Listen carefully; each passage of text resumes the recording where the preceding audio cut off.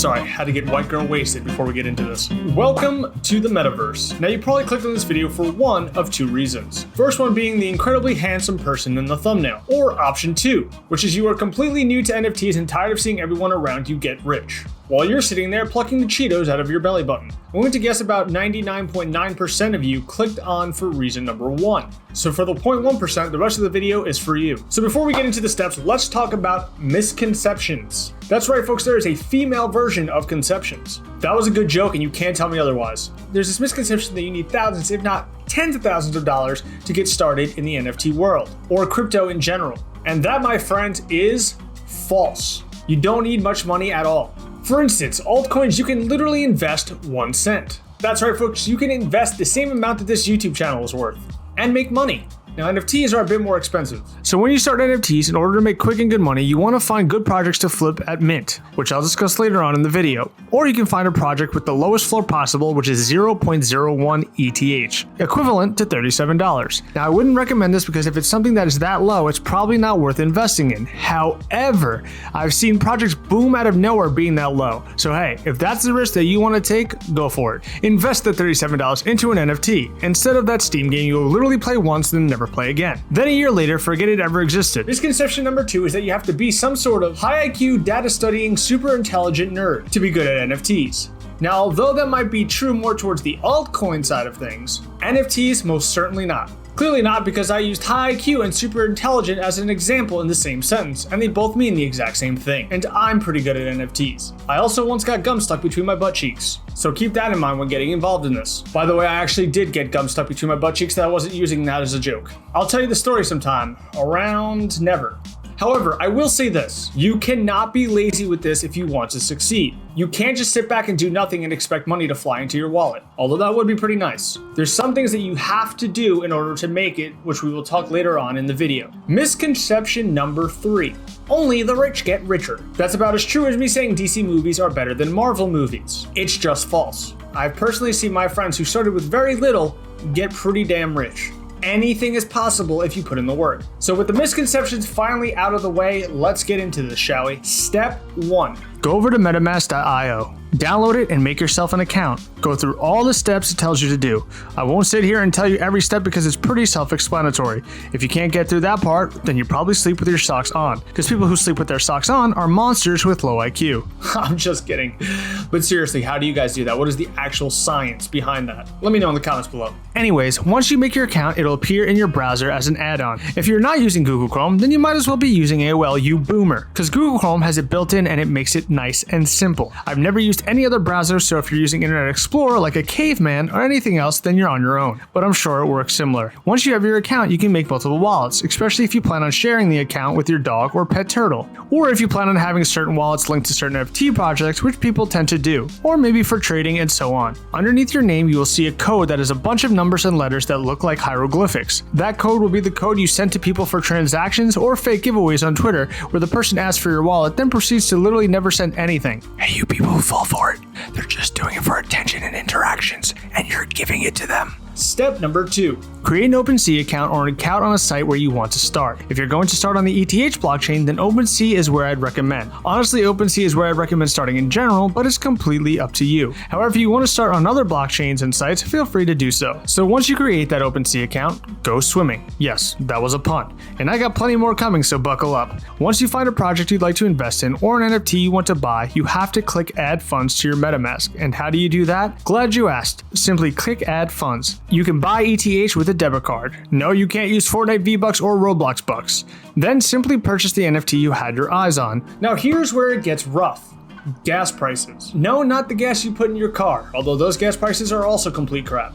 Gas prices are the number one complaint in the industry. This can literally turn something that was $400 into $4,000. And no, I'm not exaggerating. I've seen way worse. So you have multiple options when this occurs. You can either wait till the traffic has lowered and the gas prices go down, or if you're fighting traffic to snatch up a fresh mint, then here is what you do. Editor, can you show the image on the screen, please? Just follow those exact steps if you want to lower gas prices. If that little tip didn't earn me a sub right there or a like on this video, then maybe this will. And now if you don't like this, then I don't know what kind of monster you are. Step number 3, make a Twitter and Discord account. Now, I know that most of you probably have one of the two. The reason that I'm saying this is because these are the two most important in the industry. You have to keep up with both at all times to know what's going on in the communities. Discord is the best for just being a part of the project's community and finding news about that particular project. For instance, mint dates, sneak peeks, or just news in general. Whereas Twitter is the best source for finding out projects coming out, what project is hyped and has the NFT world's interest. If you're seeing everyone and their mother retweeting stuff from a specific project or talking about it, you know you're gonna wanna get in on it. Now, I know most of you probably prefer Facebook, where you can keep up to date with your family's newest political opinions, or Instagram, where you can see what your sister had for breakfast. But those really are just not important here. Well, now once we are done with all these steps here, I will dive deeper and tell you how to find these upcoming projects and how to avoid misleading projects. So those are the basic steps on how to get started. Well, those are the core foundations of the main process. Now, the rest of this video is going to be going into detail of how to make money. But first, a word from our sponsors. This video is sponsored by absolutely no one, because we don't get enough views yet or have enough subs. What a depressing sponsor. So now that's over, let's get into it. Number 1, how to find upcoming projects. So to find upcoming projects and ones that are worth investing into, here's what you do. Head over to rarity.tools/upcoming or rarityranks.io. Scroll down the page to find a project. Now, please keep in mind not to only find a project that appeals to your eye. Be open-minded that just because something doesn't look cool to you or appealing in general doesn't mean the project isn't worth a lot of money. For example, look at CryptoPunks. CryptoPunks looks like a 7-year-old tripped on a pack of Legos at preschool, then fell face first into a box of crayons, and those particular crayons splattered all over a piece of paper. Then, a lawnmower accidentally rolled over it, which was then followed up by a sumo wrestler sitting on it while eating McDonald's, and that McDonald's grease landed on the paper to forge what is known as this thing. Yes, it's worth millions of dollars, so anything can be worth something. So here's what you will do. Find a project such as this one right here, Kindergarten Baby Apes, which brings me to my next point. If you see a project with the word apes in it and has similar art to this, it will do well. Trust me on this. There are literally 9 billion ape projects that spawn a day and they all do well. It's incredibly weird. So if you see a project called something like Doodle Donkey Diddly Doo-Doo Peter Piper picked a patch of CryptoPunk Baby Bottle Pop Apes, it'll do well. Click the project's Twitter and Discord to see what type of following or hype they have around them. So here we have the Kindergarten Baby Apes Discord, and they have 32,000 Discord members, which is really freaking good. And they also have about 6,000 Twitter followers. Tip time. If it's a 10,000 NFT line and they already have 10,000 people in their Twitter or Discord, then it will probably sell out fast, which means you can make money on it. Now here's where it gets interesting. I'm about to tell you something that no one really talks about in these types of videos, but I will, because I'm awesome and you love me, right? Good, because I love you too. So a lot of projects will bot their socials to create an illusion of hype, when in reality they have about as much hype as Ninja got at Times Square. No, it just moves. I want to see some movement. I'm not seeing enough movement. Man, that was awkward.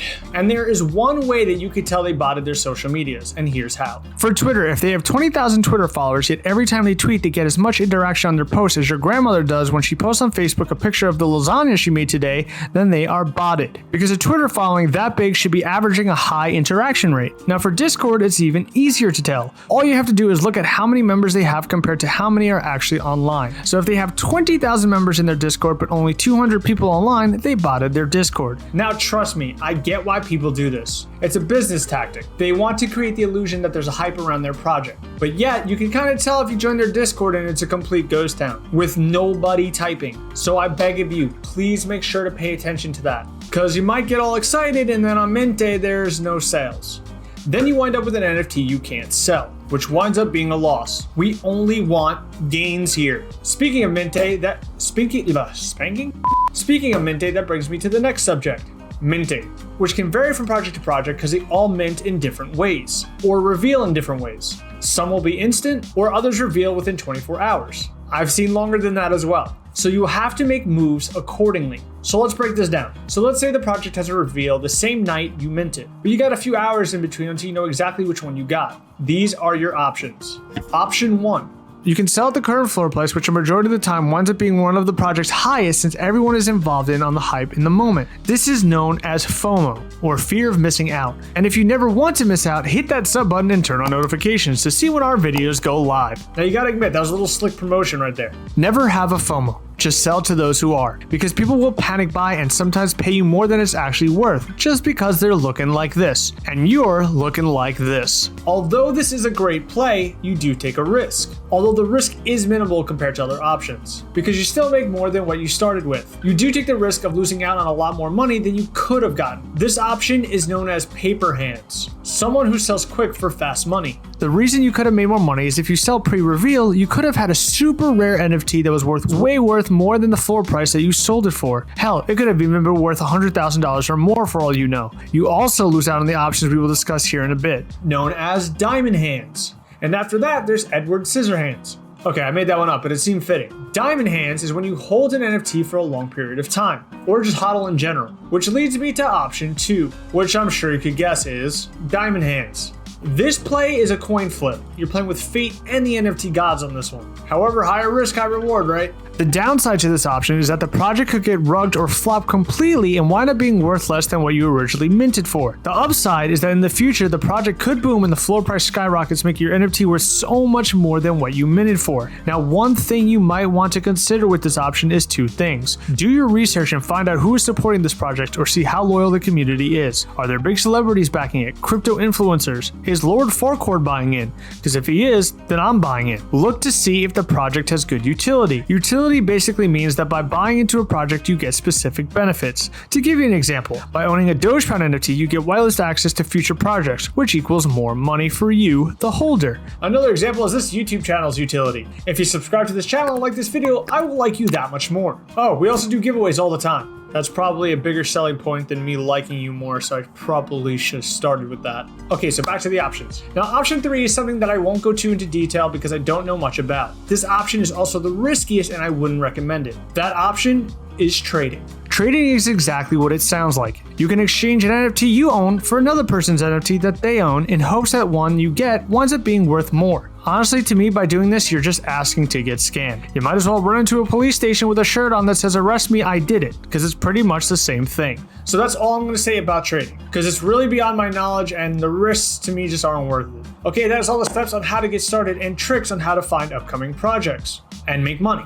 I'm hoping that all of this does help you, and that I can help some of you accomplish your New Year's resolutions. Ah, you want to know my New Year's resolution, huh? Thanks for asking. You sound like a great person. Oh, well, since you asked, mine is to hit 100,000 subscribers on this YouTube channel, so make sure to hit that sub button. Okay, before we go, I'm going to give you one last pile of information. I know some of you guys are coming into this space in hopes to create NFTs, not just sell. I will make another video on this going super in depth about it in the future, but for now, here's what I'll tell you. If you're an artist looking to sell your work, there are multiple sites to do it, such as OpenSea, Known Origin, Foundation, and many more. If you want to succeed as an artist, just be consistent and active in the community, especially on Twitter. There are many ways to promote your work on social media, so abuse them all. Just don't abuse me because I'm fragile. So in the comments below, guys, please give out any helpful information to people who are new to the space. We want to welcome as many people as we can with open arms and make this mainstream. This is now the digital renaissance age for artists, so take advantage of that. Hopefully all this information helped you.